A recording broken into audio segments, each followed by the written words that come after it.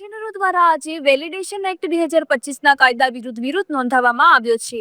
મોટી સંખ્યામાં એકત્રિત થયેલા પેન્શનરોએ કલેક્ટરને આવેદનપત્ર આપી પોતાની માંગણીઓ રજૂ કરી. પેન્શનરોની મુખ્ય માંગ છે કે નાણાં બિલ 2025ને તાત્કાલિક અસરથી રદ કરવામાં આવે. વિરોધ દરમિયાન પેન્શનરોમાં ભારે રોષ જોવા મળ્યો હતો અને તેઓએ પોતાના હક માટે અવાજ ઉઠાવ્યો.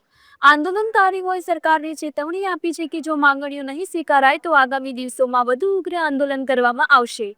હાલ સમગ્ર મામલો પ્રશાસનના ધ્યાનમાં આવતા આગળ શું નિર્ણય લેવાશે તે જોવું રહ્યું.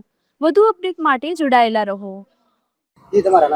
અતુલભાઈ બુચ, જામનગર જિલ્લા પેન્શન સમાજ પ્રમુખ તરીકે આજે અમે હાજર થયેલા છીએ. અમારા પેન્શન સમાજના દરેક સભાસદો હાજર છે અને અમે આજે 2025માં માર્ચ 2025 જે કાયદો સરકાર લાવી છે એ કાયદાને રદ કરવા માટેની અમારી રજૂઆત છે અને તે બાબતમાં અમે બધા જ આજે કેન્દ્ર સરકારના અને રાજ્ય સરકારના પેન્શનરો ભેગા થઈ અત્યારે કલેક્ટરને આવેદનપત્ર આપેલ છે.